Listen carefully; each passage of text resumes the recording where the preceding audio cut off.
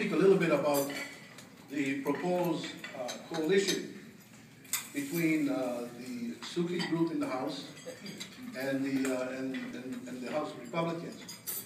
You know, I read the Star Advertiser's editorial today, and I wonder if these guys really have any knowledge about the history of this state.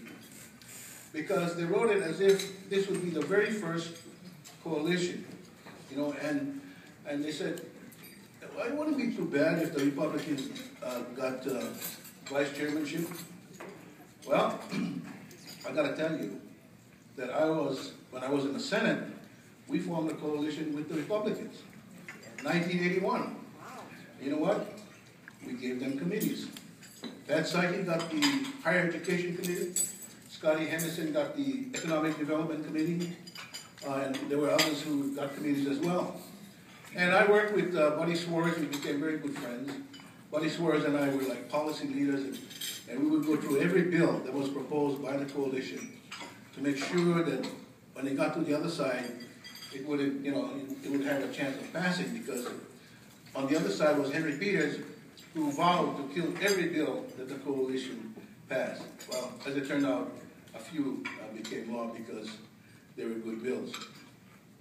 We tapped into some really talented people in the Republican Senate. And, you know, what's interesting is that for all the talk about, and Ariyoshi came out, and he said, oh, this would be terrible and all that. Well, we formed a coalition during Ariyoshi's administration, okay? And what was interesting, the Senate was divided into two groups. I was with the Dicky Wong group. There were 10 of us. And on the other side was the John Ushijima group. There were about 7 of them. And both sides negotiated with the Republicans to organize the Senate, you know.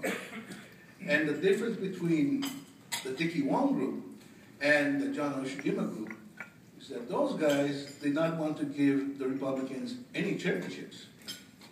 And I remember Buddy Swartz, when he sat down to negotiate with us, and I was part of the negotiating committee, he said, they must think we're stupid, you know? And I quickly said, no, we don't think you're stupid, so you better come with us. And that's how we organized the Senate in 1981. And I think that things went pretty well. You know, it's a move to what really people want, and that is some bipartisanship, and trying to do what's best for the community. Now, I think that the passing of Senator Inouye will have a great impact on Hawaii politics. Now, others have written about, and let me say this, Senator deserves all the accolades he's gotten. You know, I consider Jack Burns probably the greatest state politician we've ever had. And Senator Inouye is right up with them. These two guys have gone on in our history as great men, great public servants. But now that the senator has passed on, and the question is, what are the Democrats going to do? Let me talk a little bit about the letter. Okay, and I'll tell you what I know about the letter. First, this letter was dated on the day that the senator died. It was delivered to the governor a little more than a half an hour after the senator passed away. The letter, which was published in Civil B, contained the senator's signature, his traditional signature. It looked like the signature that people like me when I was governor and other executives used the auto pen today. Okay. The language in the letter did not seem to me typical of Senator Inouye. I think, and I'll quote to you the statement, please grant me my last wish. That is not the senator talking, I believe. The senator was much more subtle than that. He might have said something like, please consider Colleen Hanabusa, but I don't think he would ever say it like that. Nevertheless, we all know that the letter was supposed to be personal to the governor. So the question is, who authorized the release of the letter to the Republic like the next day. And that left the governor, in my opinion, very little room to maneuver. Because now, if he granted the senator's wish, it would look like he was being cornered, manipulated, that he was not his own person. That, I think, whoever did that, I can't imagine that the Senate had authorized the release, because it was represented to the governor that this was a personal communication from the senator. In any event, I think what's happened is you have a terrible situation, because I don't think Colleen Hanabusa will remain in the House. She's a very talented person. I had my own run-ins with Colleen Hanabusa, but let me tell you that, and I think the senator recognized this as well, that as a senator, as a state senator, and as a freshman senator, Colleen was a leader. She managed to get people to follow her, which is a sign of leadership. And, I think there was a group of about 5 senators who were totally dedicated to Colleen. And she managed, when she was in my second term, she helped us pass probably the most far-reaching reform of government that has ever been passed, at least since my time. And this was the establishment of the EUTF. Basically, it was opposed by the unions. Basically, the intent was to bring all the health plans together so that you could achieve some savings. Cynthia and Barbara know exactly what I'm talking about. It hasn't quite worked out that way, but for Colleen to pass that, even though the unions were opposed to it and very angry at her, I think showed another side of her that probably the senator recognized, that she has courage to do what she thinks is right. That's why all this talk about seniority, I disagree with. You know, can you imagine that the U.S. Senate would allow a senator to become the chairman of the Appropriations Committee? That guy didn't have it here or here? I don't think so. Knowing politics as I do, I think they would have urged this person to move to another committee or to take another position. And I think Inouye recognized this, because who knows better what seniority means or how important seniority is, in the U.S. Senate. But I think he also knows that whoever is the appropriations chair must be a leader. Dan Inouye was a leader. You know about his wartime exploits, that he had won the Medal of Honor. He didn't win it then because I think that there was a little racism involved. If you read his citation, he should have gotten it then. He didn't get it till about 30 years later or so, when Bill Clinton became president. But there were other examples of his actions that really impressed me. And I remember watching Senator Inouye conduct himself during the Watergate hearings. Now, looking over this crowd, there are only a few of you who weren't adults at that particular time. This is typical of the Republican Party. But if you recall, he conducted himself with great dignity, and I think he did very well.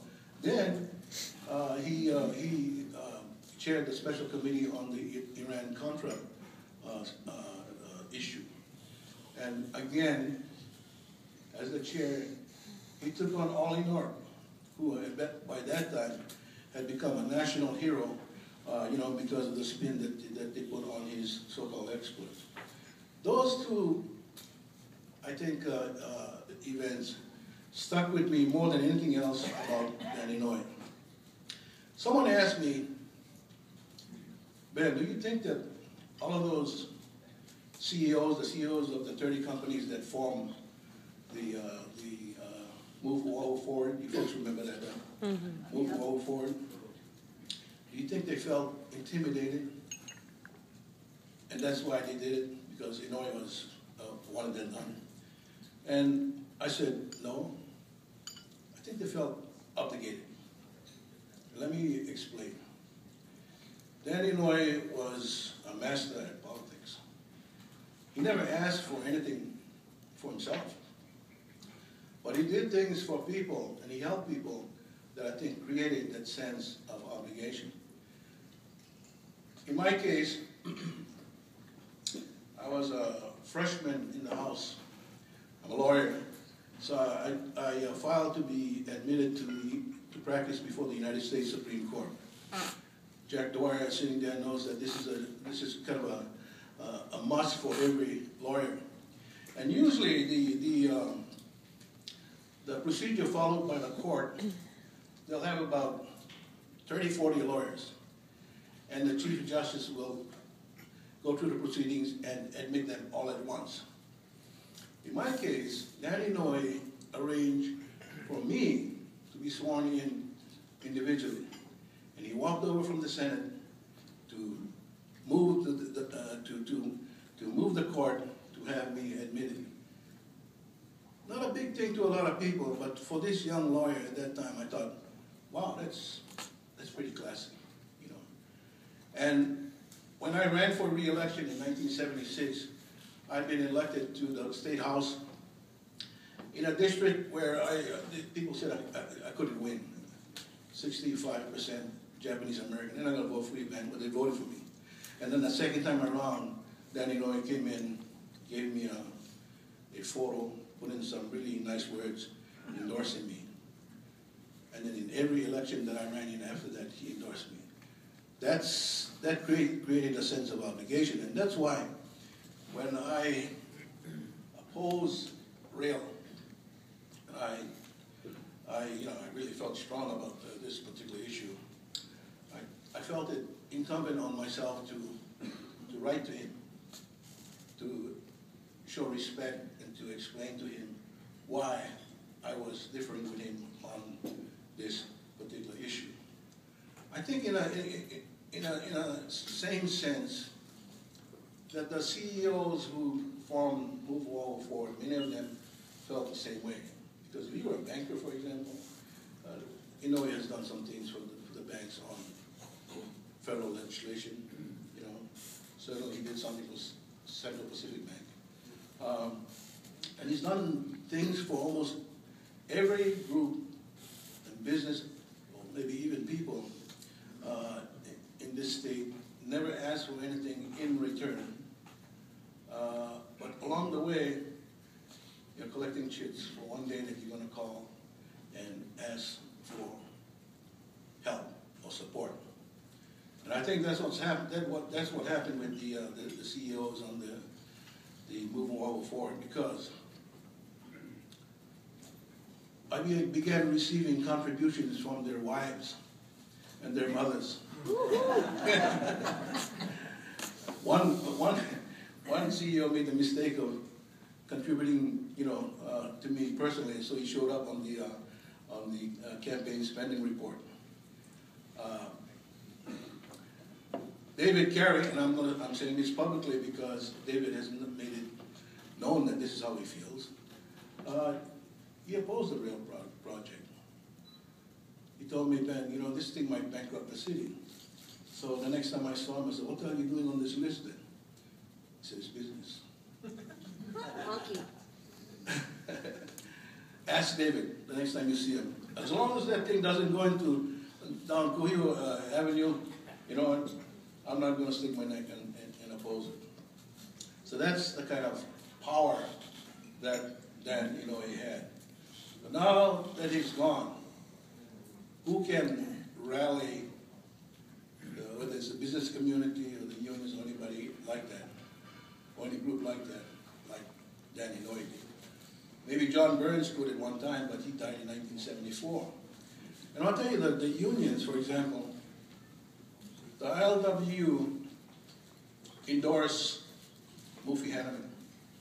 Now, a lot of Republicans here, so I want to tell you that to a Democrat who basically is pro-labor, for anyone, any union to endorse someone who favored right-to-work laws, that's a sin.